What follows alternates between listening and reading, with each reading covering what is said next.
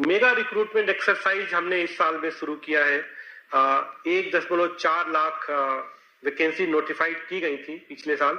इसमें जरूर थोड़ा विलंब हुआ, और वो विलंब इसलिए हुआ कि कोविड की सिचुएशन थी, और इस कोविड सिचुएशन में एग्जाम लेने में दिक्कत आ रही थी।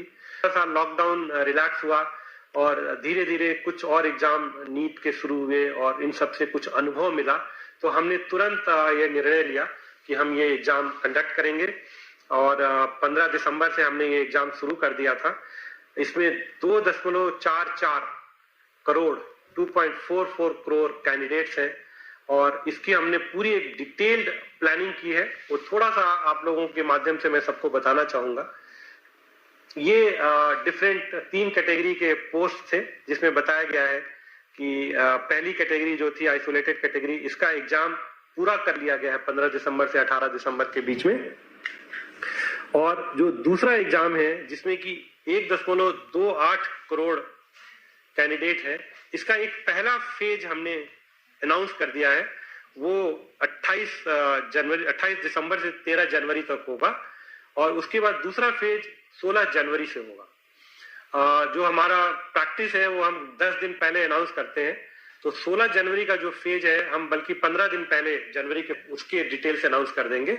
और जो 28 दिसंबर से एग्जाम हो रहा है उसके डिटेल्स हम ऑलरेडी अनाउंस कर चुके हैं। कुछ उसकी जो मुख्य बातें थी आप लोगों के माध्यम से हम अपने कैंडिडेट्स को बताना चाहते थे। और जो तीसरा एग्जाम है वो 1.15 करोड़ उसमें एप्लीकेशंस आई हैं लेवल 1 की।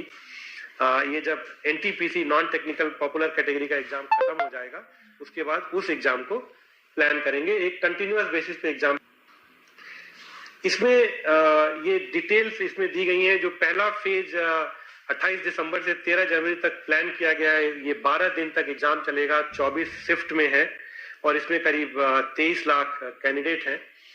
इस बार हमने ध्यान रखा है कोविड को ध्यान की ज्यादा से ज्यादा लोगों को उनके होम स्टेट में ही परीक्षा का हम सेंटर दे पाए, और स्पेशली फीमेल कैंडिडेट्स और जो फिजिकली हैंडीकैप्ड हैं उनको तो बिल्कुल उनके डिस्ट्रिक्ट के आसपास नियरेस्ट जगह पे ही दे, ताकि जर्नी कम से कम करनी पड़े। तो इसको ध्यान में रखते हुए हमने ये किया है। जो कोविड प्रोटोकॉल है उसका पूरा ध्यान रखा जाए, ये हमने व्यवस्था की है। जो आरआरबी की वेबसाइट पे है उस पे सब कुछ हमने ऑनलाइन रखा हुआ है। वो अपना एडमिट कार्ड ई कॉल लेटर डाउनलोड कर सकते हैं। जो ट्रेवल अथॉरिटी है SC ST कैंडिडेट के लिए वो डाउनलोड कर सकते हैं। तो सब कुछ इलेक्ट्रॉनिक प्लेटफॉर्म पे रखा हुआ है। केवल आपके माध्यम से हम कैंडिडेट्स को ये अनुरोध करना चाहेंगे कि वो ऑफिशियल आरआरबी की वेबसाइट पे ही जाएं और वहीं से सूचना लें। सारी सूचना जो ऑफिशियल वेबसाइट आरआरबी की है उस पे दी जा रही है, और मेरा आप लोगों के माध्यम से सभी से अनुरोध है कि कृपया किसी और साइट पे ना जाएं, और केवल जो ऑफिशियल वेबसाइट है आरआरबी की उस पे जाएं, और उस पे हर तरह की सूचना दी जा रही है। और हमने ये भी इंतजाम किए हैं कि किसी वजह से अगर कोई कैंडिडेट किसी शेड्यूल डेट पे परीक्षा नहीं दे पाता है तो वो हमको बताए, और उसके लिए हम दूसरी डेट तय करेंगे। क्योंकि हमें पता है कि कोविड की सिचुएशन है, कभी ट्रेवल में दिक्कत हो सकती है, कुछ हो सकती है, लेकिन वो उनको बताना चाहिए तुरंत। और सारे इलेक्ट्रॉनिक प्लेटफॉर्म पे कम्युनिकेशन पॉसिबल है। आरआरबी के वेबसाइट पे सारे डिटेल दिए गए हैं, और पूरी तरह से जो रेलवे ने व्यवस्था की है वो कोविड प्रोटोकॉल को देखते हुए व्यवस्था की है। अपने जो कैंडिडेट्स हैं उन सबके फैसिलिटीज को ध्यान में रखते हुए किया है, और जहां भी जरूरत पड़ेगी वहां पे हम स्पेशल ट्रेन भी चलाएंगे, और हम करेंगे कि किसी भी अभ्यर्थी को कोई किसी तरह की दिक्कत ना आए।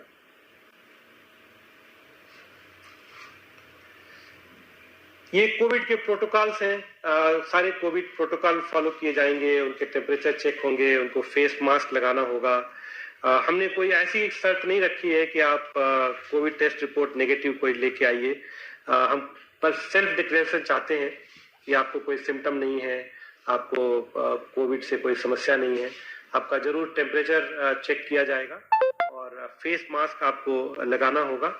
और सारे सेंटर्स पे हमने व्यवस्था कर रखी है कि कोई क्राउडिंग ना हो, सोशल डिस्टेंसिंग मेंटेन हो।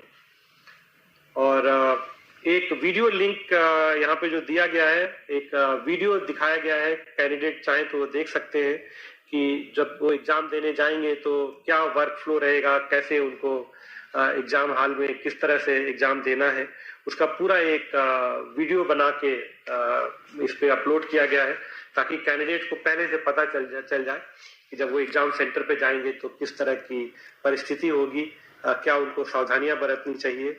और हर तरह के वहाँ इंतजाम किए गए हैं, फ्लोर मार्कर्स लगे हुए हैं एंट्री पॉइंट पे सोशल डिस्टेंसिंग मेंटेन करने के लिए, गन्स हैं जिनसे कि ई कॉल लेटर दूर से ही चेक कर सकते हैं बिना छुए हुए, टेम्परेचर चेक एंट्री पे हो सकता है थर्मोगन से दूर से ही, उनकी फ्रिस्किंग भी होगी, वो सेल्फ यूजिंग HHD डिवाइस से होगी, दूर से ही उनकी फ्रिस्किंग की जाएगी।